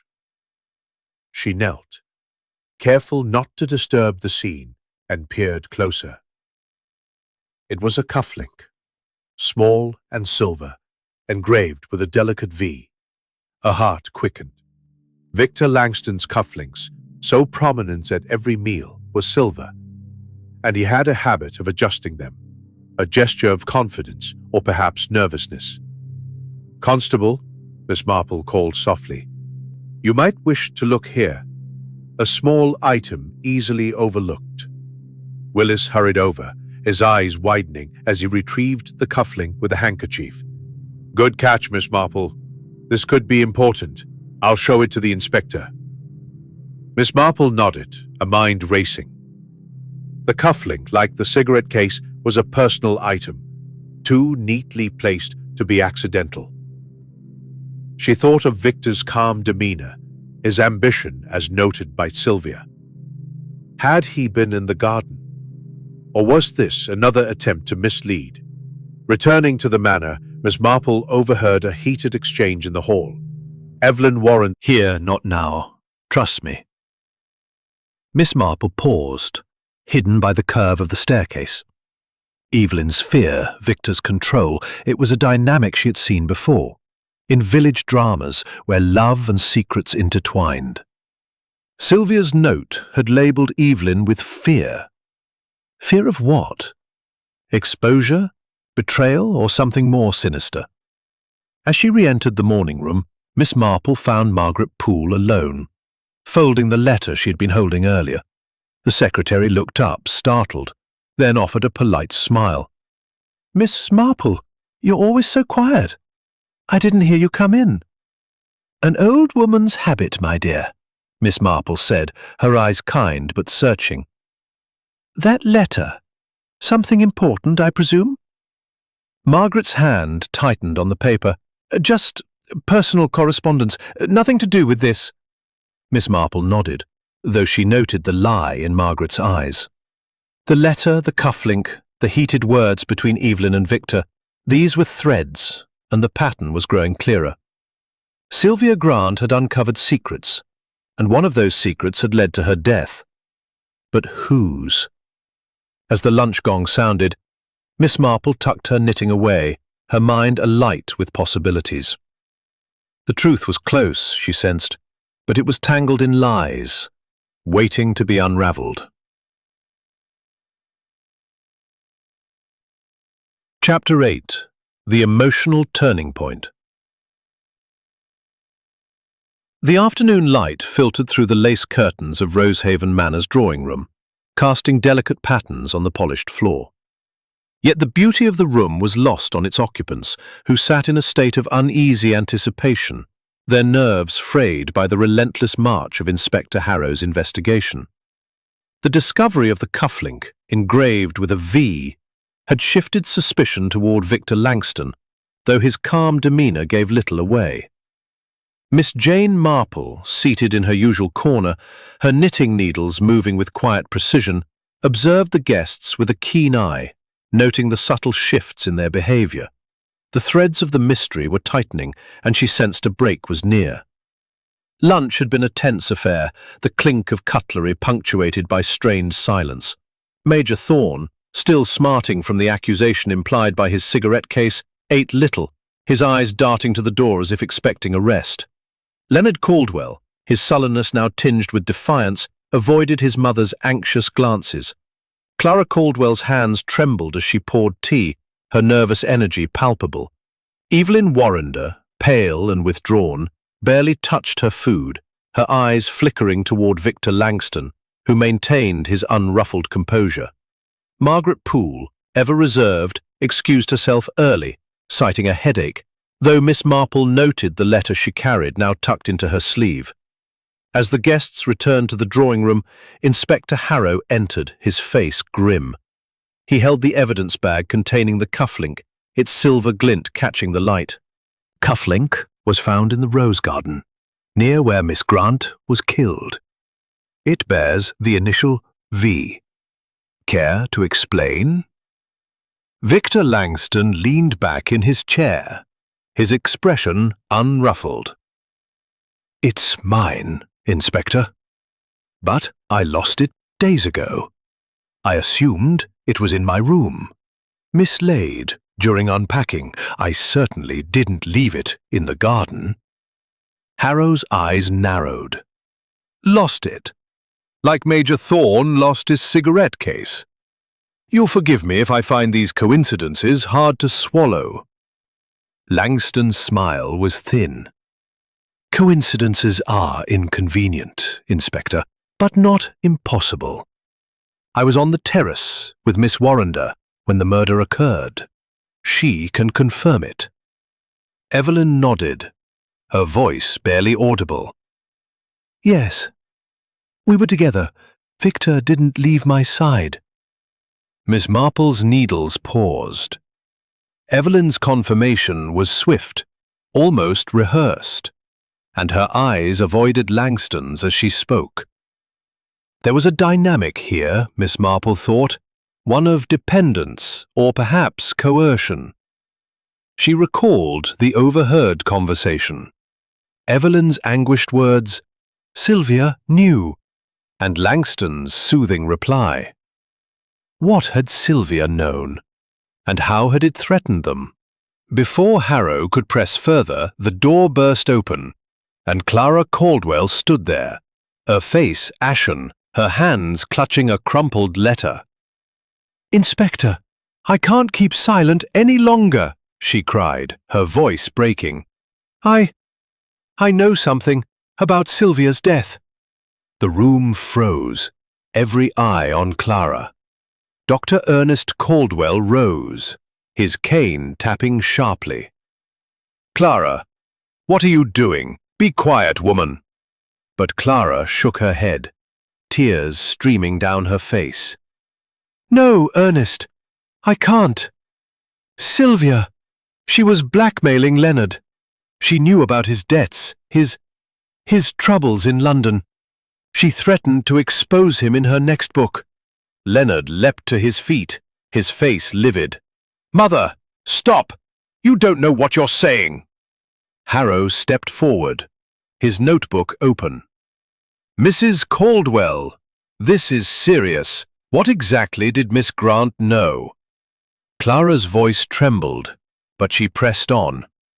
"Leonard borrowed money, a great deal of money, from some unsavory people in London. Sylvia found out. I don't know how. She taunted him at luncheon, saying her next novel would lay bare the sins of the proud. I heard her. Leonard was furious, but he couldn't have killed her." Miss Marple's eyes sharpened. The word pride beside Leonard's name in Sylvia's notes now made sense. But Clara's outburst, while emotional, felt Inspector. "I was on the terrace reading, as I told you." Harrow scribbled furiously, then looked at Clara. "Why didn't you come forward sooner, Mrs. Caldwell?" Clara's hands twisted together. I was afraid for Leonard. I thought if I said nothing it would go away, but I can't bear it any longer. The guilt, the fear, I had to speak." Miss Marple's needles resumed their rhythm, though her mind was racing. Clara's confession was a turning point, a crack in the facade of civility that had held the group together, but it raised new questions. Had Sylvia's blackmail extended beyond Leonard, and if so, who else had she threatened? Lady Beatrice, her face pale, spoke up. "Inspector, this is dreadful. Sylvia was difficult, yes, but blackmail, it's monstrous." Miss Marple's voice was soft but clear. "Monstrous, perhaps, Beatrice, but not surprising.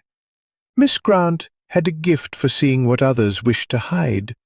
Such a gift can be dangerous." Harrow glanced at Miss Marple, his irritation tempered by curiosity. "You seem to have a knack for this, Miss Marple. Anything else you've noticed?" Miss Marple's smile was disarming. "Only that truth, like a rose, often has thorns. Mrs. Caldwell's courage has pricked the surface, but I suspect there is more beneath." As Harrow dismissed the guests to their rooms, Miss Marple lingered, her eyes on Clara, who was now sobbing quietly in her husband's arms. Dr. Caldwell's face was stern, but his hand on her shoulder was gentle, almost protective. Miss Marple thought of the word regret beside R.T. in Sylvia's notes. Was it Major Thorne, or could R.T. refer to someone else entirely? She made her way to the terrace, where the sea breeze carried the faint scent of roses. The garden lay in view, its beauty now a stark contrast to the violence it had witnessed. Miss Marple's mind turned over the clues: the cigarette case, the cufflink, the glove, the footprint, the rose petal, and now Clara's revelation. Sylvia had been playing a dangerous game, weaving secrets into her novels, and someone had silenced her. As she stood there, she saw Margaret Poole slip out of the manor, the letter still in her hand. The secretary paused by the garden path, her face illuminated by the fading light, and for a moment Miss Marple thought she saw tears. Margaret tore the letter into pieces and let them scatter on the wind, a gesture of finality or desperation. Miss Marple's lips pursed. The pattern was shifting, the threads tightening. Clara's outburst had revealed one truth, but others remained hidden, waiting to be unraveled. Chapter 9. The Trap.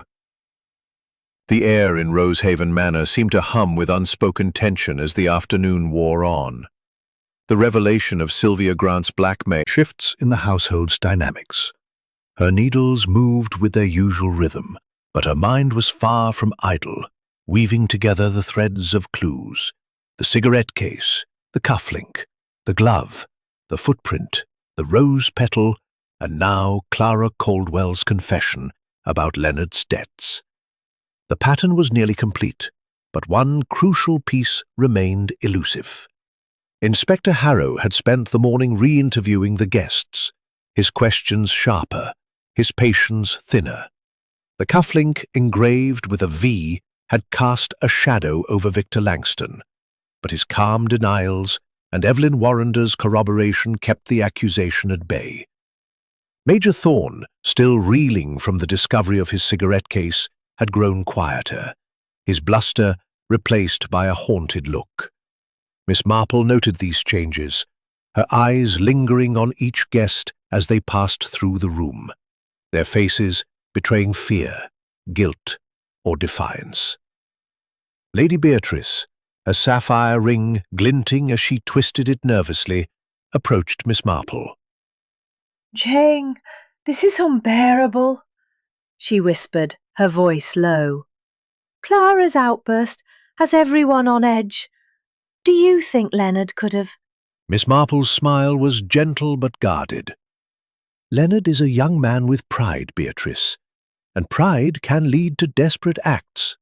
But I suspect Sylvia's net was cast wider than we know. Tell me, did you notice anything unusual about Margaret Poole yesterday? She seems, burdened." Beatrice frowned, considering. "Margaret? She's always so reserved.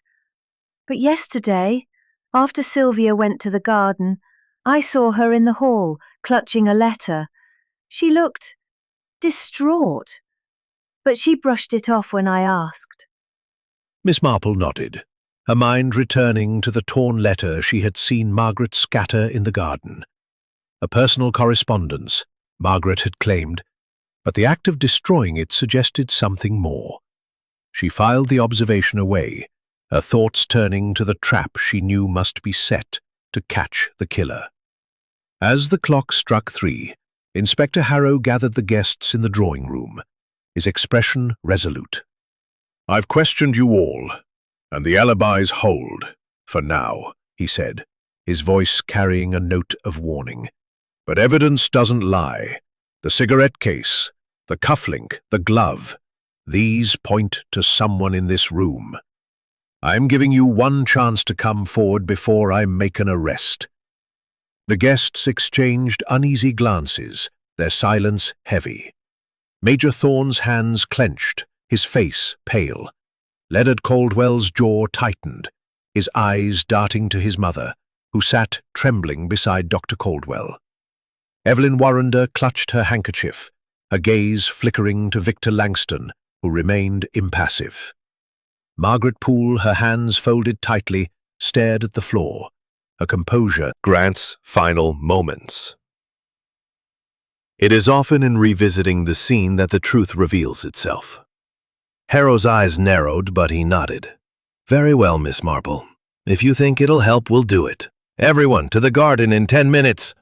The guests murmured their assent, though their reluctance was palpable. Miss Marple rose, her movements deliberate, and followed Lady Beatrice to the terrace. The rose garden lay before them, its crimson blooms vivid against the gray cliffs beyond. Constable Willis had removed the barriers, and the trellis where Sylvia had died stood as a grim centerpiece. As the group assembled, Miss Marple took her place near the trellis, her knitting bag at her side. She addressed the guests, her voice calm but commanding attention. Miss Grant died here between 3:30 and 4:10, struck by a paperweight taken from the library. The cigarette case, the cufflink, the glove, these suggest someone wished to point fingers. But let us consider the scene itself. The gravel path, the flower bed, the rose petal on her sleeve. These are not accidents. She paused, her eyes scanning the group. Major Thorne, you were on the terrace smoking. Your cigarette case was found here, yet you claim it was stolen. Mr. Langston, your cufflink was in the flower bed, yet you were with Miss Warrender. Mr. Caldwell, your debts gave Miss Grant leverage, yet you were reading. Miss Poole, you were in your room, but you were close to Miss Grant, perhaps too close. Margaret Poole's head snapped up, her face paling. What are you implying, Miss Marple? Miss Marple's smile was serene. Only that secrets are heavy burdens, my dear. Miss Grant knew things about pride, fear, ambition, regret. Her notes suggest she saw through you all. Let us imagine she came here to meet someone she trusted or feared. The paperweight was not a weapon of impulse. It was chosen, carried, used with intent. Harrow, watching closely, nodded. Go on, Miss Marple, what's your point? Miss Marple stepped toward the flower bed, her eyes on the footprint. This print, Inspector, is deep, as if someone stood here waiting. The glove, found nearby, is large, likely a man's. But the rose petal on Miss Grant's sleeve, it matches those in the library, where she was last seen alive. Suppose she was followed from the library, the paperweight taken not for convenience, but to silence her permanently. The guests shifted uneasily, their eyes darting to one another. Evelyn Warrender's breath hitched, her hands trembling. Victor Langston's calm wavered, his fingers adjusting his remaining cufflink. Leonard Caldwell's fists clenched, his mother's hand on his arm restraining him. Major Thorne's face was ashen, his cigarette unlit in his hand.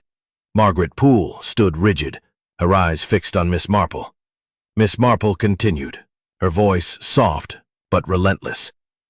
Clever killer might use such items to shift blame, but the glove, the footprint, the petal, these tell a different story. Someone stood here, watched her, struck her. Someone who knew her secrets and feared their exposure. Evelyn Warrender let out a choked sob, her handkerchief pressed to her mouth. "Stop it!" she cried. "I can't bear it!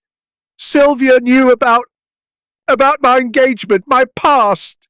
She threatened to write about it, to ruin me, but I didn't kill her, I swear it." Victor Langston placed a hand on her shoulder, his voice low. "Evelyn, enough. You'll only make things worse."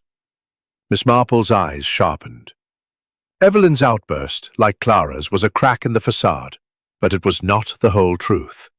She thought of the torn letter, Margaret's composure, the cross beside RT in Sylvia's notes. The trap was set, and the killer was close. She could feel it. Harrow stepped forward, his notebook open. "Miss Warrender, you'll need to explain that in detail. And the rest of you, don't think you're off the hook. Miss Marple, you've stirred things up. Care to share what you're driving at?" Miss Marple's smile was enigmatic. Only that the truth, Inspector, is like a rose garden. It requires patience to find the bloom among the thorns. As the group dispersed, Miss Marple lingered by the trellis, her eyes on the flower bed. The pattern was almost complete, but one final thread needed to be pulled. Chapter 10. The Review. The drawing-room of Rosehaven Manor was charged with an almost palpable tension as the evening drew in, the flickering light of the chandelier casting long shadows across the faces of the assembled guests. Inspector Harrow had called everyone together, his stern demeanor signaling that the investigation was nearing its climax. Miss Jane Marple, seated in her usual corner, her lavender shawl neatly draped, knitted with a calm that belied the sharpness of her mind. Her needles moved rhythmically, but her eyes were alert, scanning the room as she prepared to lay bare the truth of Sylvia Grant's murder. The clues had accumulated like stitches in a complex pattern. The cigarette case, the cufflink, the glove, the footprint, the rose petal, Sylvia's cryptic notes, and the emotional outbursts of Clara and Evelyn. Miss Marple had set her trap in the rose garden, and the reactions it provoked had confirmed her suspicions. Now, it was time to unravel the tapestry of lies and reveal the killer. Inspector Harrow stood by the fireplace, his notebook closed, his expression resolute. "We've gathered enough evidence," he began, "to make an arrest, but Miss Marple has requested a moment to share her observations.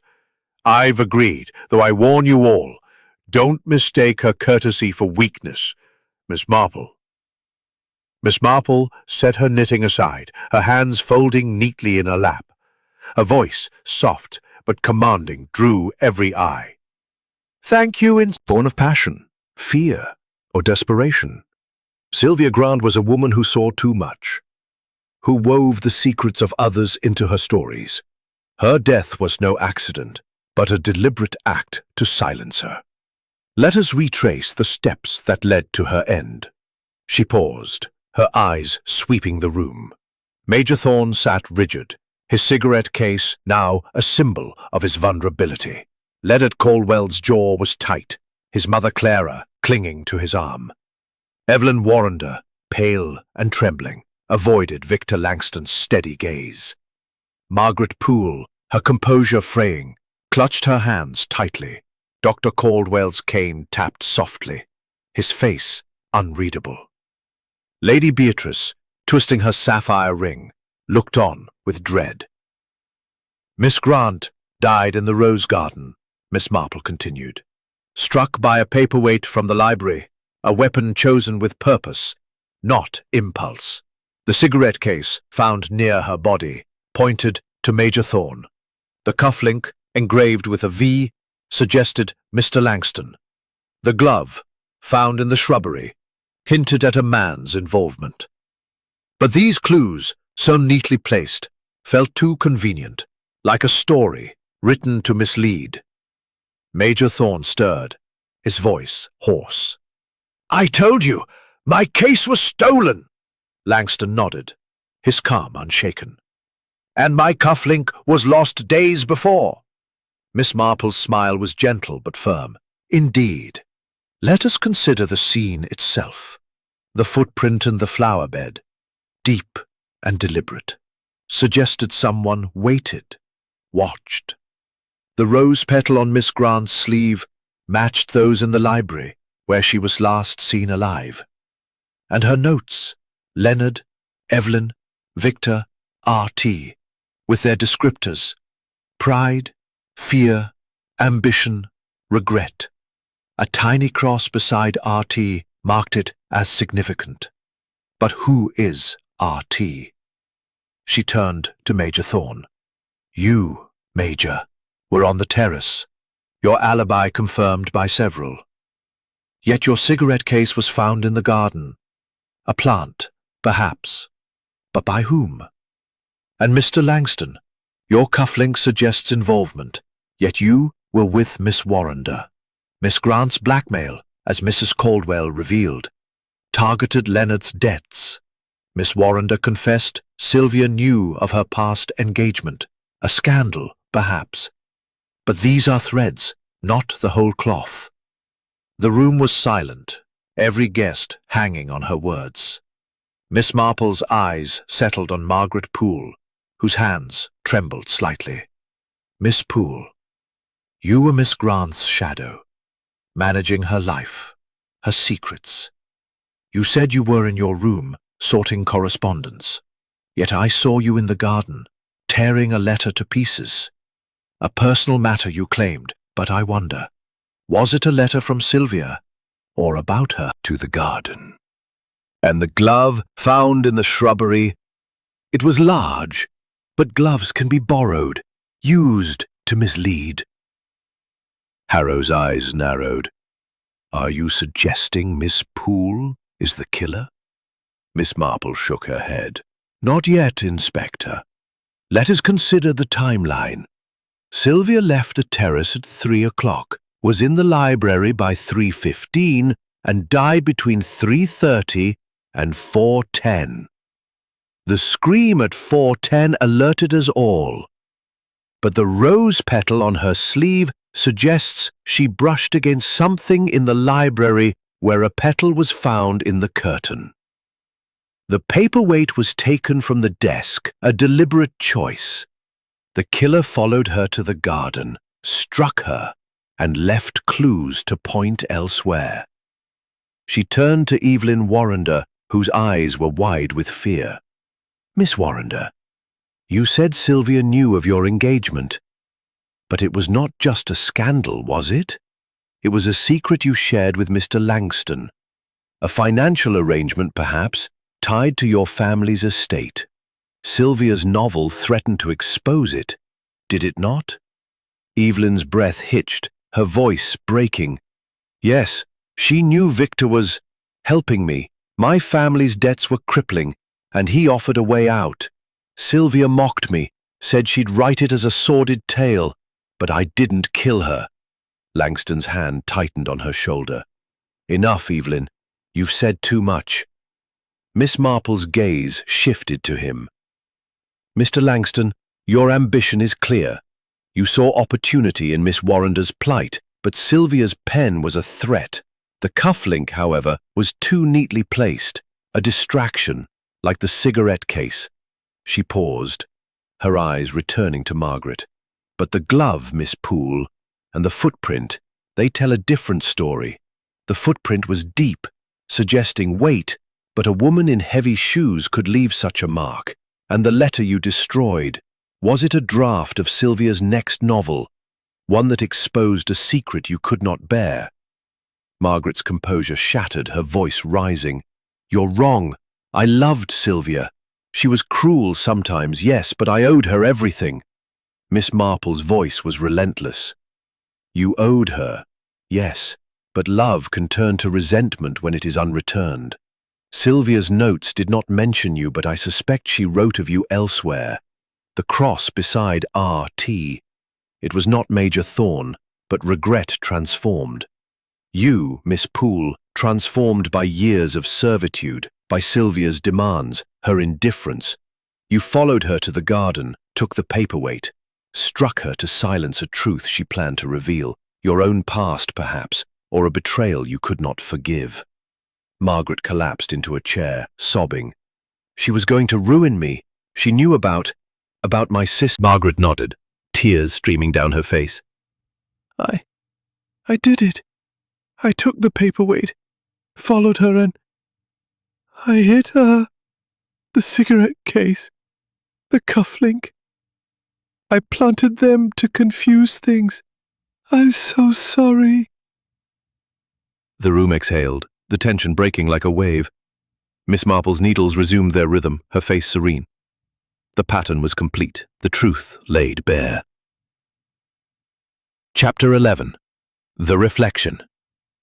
The drawing room of Rosehaven Manor, so recently a stage for accusation and revelation, now held a quieter air, as if the truth had swept away the storm of suspicion, leaving only the debris of human frailty. Margaret Poole's confession had stunned the guests, their faces a gallery of shock, relief, and lingering guilt. Inspector Harrow, his notebook now closed, had escorted Margaret to the library, where Constable Willis stood guard until the police van could arrive from Rosehaven Station. The remaining guests sat in silence, their eyes avoiding one another, as if afraid to confront the secrets that had been laid bare. Miss Jane Marple, her lavender shawl draped neatly over her shoulders, resumed her knitting, the soft click of her needles a gentle counterpoint to the heavy atmosphere. Lady Beatrice, seated beside her, twisted her sapphire ring, her face pale with the weight of the day's events. "Jane," she whispered, her voice trembling, "how did you know? Margaret seemed so unobtrusive, so loyal. I never imagined." Miss Marple's smile was gentle, her eyes kind but distant, as if seeing the patterns of Rosehaven from a great height. "People, my dear Beatrice, are rarely what they seem. Margaret Poole was unobtrusive, yes, but that made her all the more dangerous. She was the shadow to Sylvia's light, always watching, always listening. And when Sylvia's pen turned on her, it was more than she could bear." Beatrice shook her head, her voice barely audible. "But to kill over a scandal, it seems so extreme." Miss Marple's needles paused, her gaze softening. "To you, perhaps, it seems extreme, but to Margaret, it was survival. A scandal, even an old one, can ruin a life, especially for a woman in her position, dependent on Sylvia's goodwill. Sylvia's novels were not just stories, they were weapons, and Margaret was their target." The room remained quiet, the other guests lost in their thoughts. Major Thorne, his cigarette case returned to him, stared into the fire, his usual bluster replaced by a weary resignation. Leonard Caldwell sat with his mother, Clara, who clung to his arm, her earlier confession about his debts, now a shared burden. Evelyn Warrender, her delicate features drawn, sat apart, her handkerchief crumpled in her hand. Victor Langston, his calm restored, adjusted his remaining cufflink, though his eyes betrayed a flicker of unease. Dr. Caldwell's cane tapped softly, his face a mask of stoic acceptance. Miss Marple's thoughts drifted to the clues On Sylvia's sleeve, matching the one in the library. The deep footprint in the flower bed, which could have been made by a woman in heavy shoes. The glove borrowed to mislead, and the torn letter, a desperate act to hide the truth. Sylvia's notes, Leonard, Evelyn, Victor, R.T. had been a map of motives, but the cross beside R.T. had pointed to Margaret's regret transformed, the quiet resentment that had erupted into violence. Inspector Harrow returned, his expression grim but satisfied. "Miss Poole has given a full statement," he said, addressing the group. "She'll be taken to the station tonight. The case is closed, thanks in no small part to Miss Marple's intuition." Miss Marple inclined her head, her smile modest. "Intuition, Inspector, is merely observation tempered by experience. I have seen many Margarets in my village, quiet souls who bear their burdens until they break." Harrow grunted, a grudging respect in his eyes. "You've a sharp mind, Miss Marple. If you ever tire of knitting, the force could use you." The guests managed faint smiles, though the tension lingered. Miss Marple rose, her knitting tucked into her bag. "I shall leave you to your duties, Inspector. Beatrice, I think I shall take a turn on the terrace. The sea air is most refreshing." Beatrice nodded, her eyes still wide with disbelief. "Of course, Jane. I don't know how to thank you." Miss Marple's smile was enigmatic. "No thanks are needed, my dear. The truth has a way of finding its own path." She stepped onto the terrace where the evening breeze carried the scent of roses and salt. The rose garden lay in shadow, its beauty restored now that the cordons were gone. Miss Marple stood by the balustrade, her mind reflecting on the case. Sylvia Grant had been a catalyst, her sharp pen stirring the secrets of those around her. Leonard's pride, Evelyn's fear, Victor's ambition, Margaret's regret, each had been a thread in the tapestry of her death. But it was Margaret, the overlooked shadow, who had snapped under the weight of her loyalty and betrayal. Miss Marple thought of her own village, St. Mary Mead, where human nature played out in smaller dramas, yet with the same passions and frailties. People, she murmured to herself, are the same everywhere. They love, they fear, they hide, and sometimes they kill. As the sun dipped below the horizon, casting a golden glow over the sea, Miss Marple turned back to the manor. Her work here was done, and tomorrow she would return to her quiet life, her knitting and her garden. But the patterns of Rosehaven would linger in her mind, a reminder that even the most tranquil places held through the house with a cautious air, as if the shadow of the crime still clung to its walls. Miss Jane Marple, her lavender shawl neatly draped, sat in the morning room with a cup of tea, her knitting needles idle for once. Her work in unraveling the mystery was complete, yet her mind remained alert, sifting through the echoes of truth that lingered in the wake of the revelation. Lady Beatrice, her composure slowly returning, joined Miss Marple, her sapphire ring glinting as she stirred her tea. "Jane, I still can't believe it was Margaret," she said, her voice low. "She was so quiet, so devoted. How could someone so invisible harbor such rage?" Miss Marple's eyes softened, but her gaze was sharp. "Invisibility, Beatrice, is often a cloak for deep feeling. Margaret Poole lived in Sylvia's shadow, her loyalty tested daily by demands and indifference. When Sylvia threatened to expose her past, it was not just a scandal, it was a betrayal of trust. Such wounds cut deeply." Beatrice shivered, her eyes drifting to the window, where the rose garden lay in serene beauty. "And the others, Leonard, Evelyn, Victor, they all had secrets, didn't they? Sylvia's pen was like a sword, cutting through their facades." Miss Marple nodded, her voice gentle. "Sylvia Grant was a keen observer, much like myself, though she used her observations to wound rather than to heal. Her notes, pride, fear, ambition, regret, were not mere words. They were the keys to the hearts of those around her.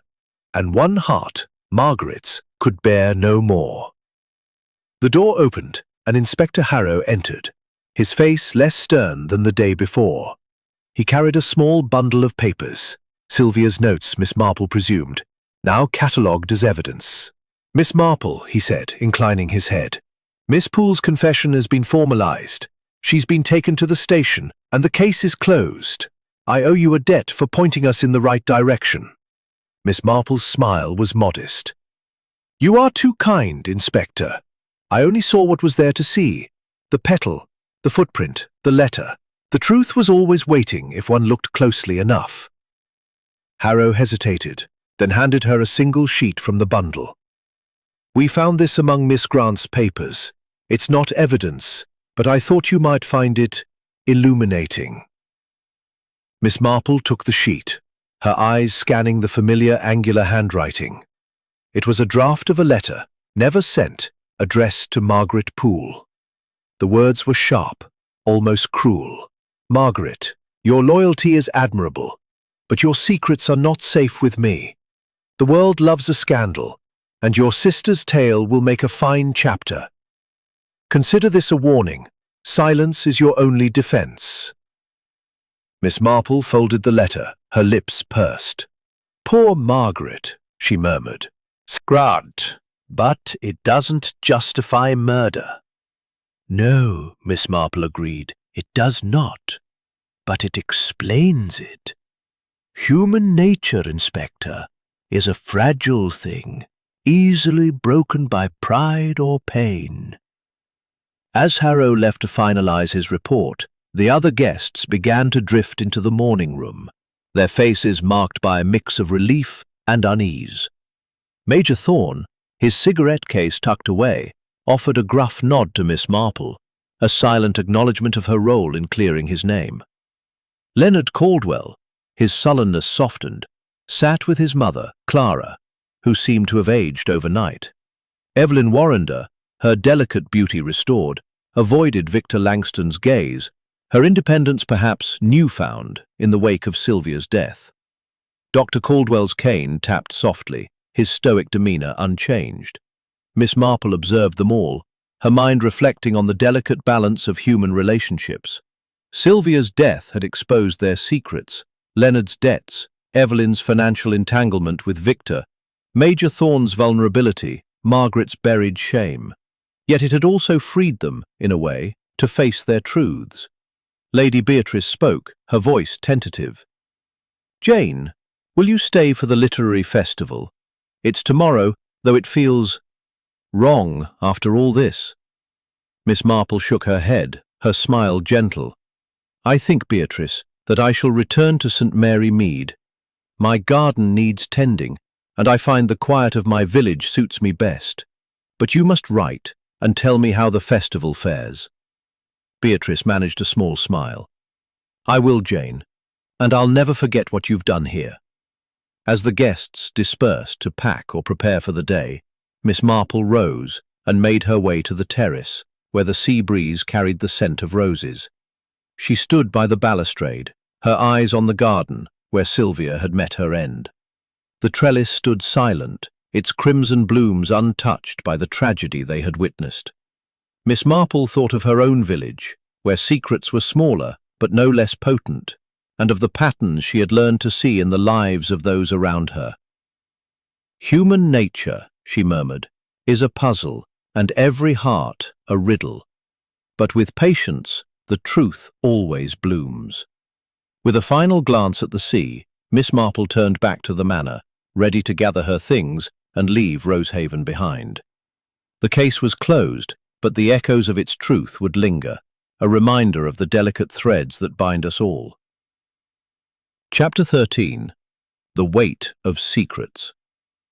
The morning light filtered through the tall windows of Rosehaven Manor, casting a serene glow over the morning room where Miss Jane Marple sat, her lavender shawl draped neatly over her shoulders. Her knitting lay idle in her lap, a rare occurrence, as she sipped her tea and gazed out at the rose garden, now free of its grim associations. The arrest of Margaret Poole had lifted the pall Sea breeze. The guests, though relieved, moved with a certain wariness, as if the exposure of their secrets had left them vulnerable. Lady Beatrice, her sapphire ring catching the light, joined Miss Marple, her face showing signs of strain, despite her efforts to maintain composure. "Jane, I don't know how we'll go on after this," she said, her voice low. "The festival is tomorrow, but it feels hollow without Sylvia. And poor Margaret, I still can't believe she was driven to such an act." Miss Marple's eyes softened, but her voice carried its usual clarity. "It is a tragedy, Beatrice, but not an uncommon one. Margaret Poole bore the weight of her loyalty to Sylvia, and when that loyalty was betrayed, it turned to despair. Secrets, my dear, are heavy burdens, and Sylvia's pen made them heavier still." Beatrice nodded, her fingers twisting her ring. "You saw it all so clearly, Jane. The rest of us were blind. Leonard's debts, Evelyn's entanglement with Victor, even Major Thorne's vulnerability. How do you do it?" Miss Marple's smile was gentle, almost self-deprecating. "I do nothing extraordinary, Beatrice. I simply watch and listen and remember. In my village, St. Mary Mead, I have seen the same passions, pride, fear, ambition, regret, played out in smaller ways. Human nature is the same, whether in a manor or a cottage." The door opened, and Dr. Ernest Caldwell entered, his cane tapping softly against the polished floor. His face, usually stern, held a trace of wariness, as if the events of the past days had aged him. He nodded to Miss Marple, a gesture of respect. "Miss Marple, I owe you my thanks. Your insight spared my son further scrutiny. Leonard is impulsive, but not a murderer." Miss Marple inclined her head. "You are kind, Dr. Caldwell." Leonard's pride was wounded by Sylvia's taunts, but it was Margaret who could not bear her own wounds. "I am glad your family can find some peace now." Dr. Caldwell's lips twitched. Not quite a smile. "Peace, perhaps, but not without cost. Clara is still shaken, and Leonard, he has much to answer for, debts or no." As he left, Miss Marple's thoughts turned to the other guests. Major Thorne, his cigarette case now a relic of his ordeal, had retreated to the terrace, his usual bluster subdued. Evelyn Warrender, freed from the shadow of Sylvia's blackmail, seemed to carry a new resolve, her eyes no longer seeking Victor Langston's approval. Langston himself, his ambition unchecked, had been seen making arrangements to leave Rosehaven, his cufflink no longer a mark of guilt, but a reminder of how close he had come to suspicion. Miss Marple rose, her movements deliberate, and made her way to the library, where Sylvia's notes had been left in disarray by Inspector Harrow's investigation. Cross beside RT had been the key, though its meaning had only become clear in Margaret's confession. Regret transformed. Not Major Thorne, but Margaret's own regret transformed into a desperate act of violence. She paused by the desk, her fingers brushing the spot where the paperweight had sat. The second paperweight, its twin, remained in place, a silent witness to the crime. Miss Marple thought of the rose petal, the footprint, the glove, the torn letter, all threads in a tapestry she had unraveled with patience and care. But one detail nagged at her, the letter Margaret had destroyed. Had it been Sylvia's warning, as she suspected, or something more? Her reverie was interrupted by the sound of footsteps. Evelyn Warrender entered, her delicate features softened by a newfound calm. "Miss Marple," she said, her voice steady, "I wanted to thank you. Sylvia's threats, they were a weight I couldn't bear. You've given me a chance to start again." Miss Marple's eyes were kind, but searching. "You are young, Miss Warrender, and the young are resilient. But take care. Secrets have a way of resurfacing, even when we think them buried." Evelyn's smile faltered, but she nodded. "I'll remember that. I've told Victor I no longer need his assistance. I want to stand on my own." Miss Marple nodded approvingly. "A wise choice, my dear. Independence is a strength, though it comes with its own trials." As Evelyn left, Miss Marple returned to the morning room, where Lady Beatrice was arranging roses in a vase. The scent filled the air, a reminder of the garden where the tragedy had unfolded. "Beatrice," Miss Marple said, her voice thoughtful, "have you spoken to the staff about the library? The paperweight, the petal. Someone must have seen something." Beatrice frowned, her hands pausing. "Grayson oversees the staff, and he's meticulous. But I'll ask him, Jane. Do you think there's more to this?" Miss Marple's smile was enigmatic. "There is always more, Beatrice, until the last thread is tied. But for now, the truth is enough." As she prepared to depart for St. Mary Mead, Miss Marple felt a quiet satisfaction. The riddle of Rosehaven had been solved, but its echoes would linger, a reminder of the delicate balance between loyalty and betrayal, observation and blindness. She gathered her knitting, her shawl, and her thoughts, ready to return to the simplicity of her village, where new patterns awaited. Closed Margaret Poole's confession, tying up the loose ends of Sylvia Grant's murder. Yet Miss Marple's mind lingered on the delicate threads that had woven the truth. Lady Beatrice, her sapphire ring glinting as she joined her friend, looked out at the sea with a mixture of relief and melancholy. "Jane, you've done a remarkable thing," she said, her voice soft.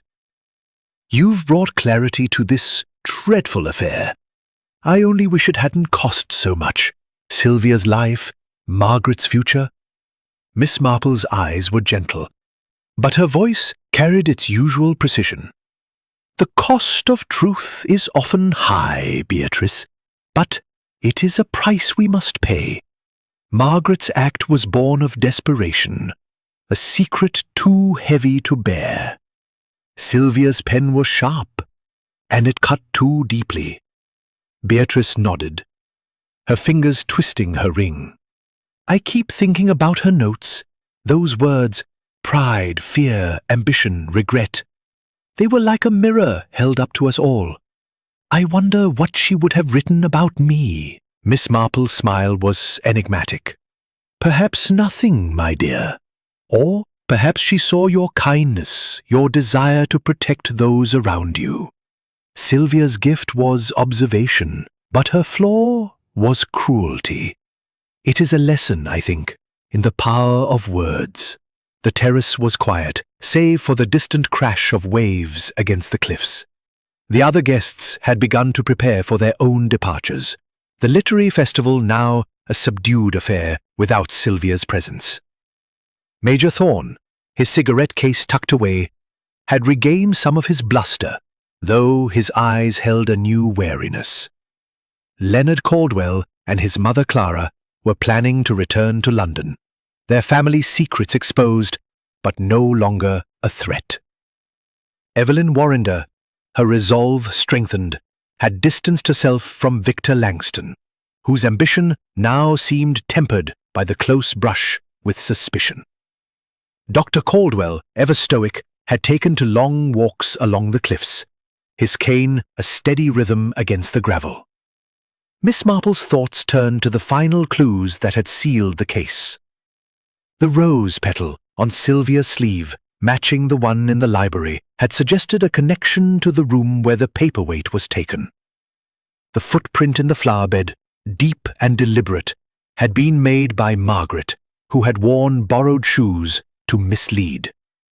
The glove, the cigarette case, the cufflink, all were distractions, planted to shift blame to others. And the torn letter, scattered in the garden, had been Sylvia's final taunt, a warning to Margaret that her sister's scandal would be immortalized in print. As Miss Marple gathered her things, Inspector Harrow approached, his face less stern than before. "Miss Marple, I've just come from the station.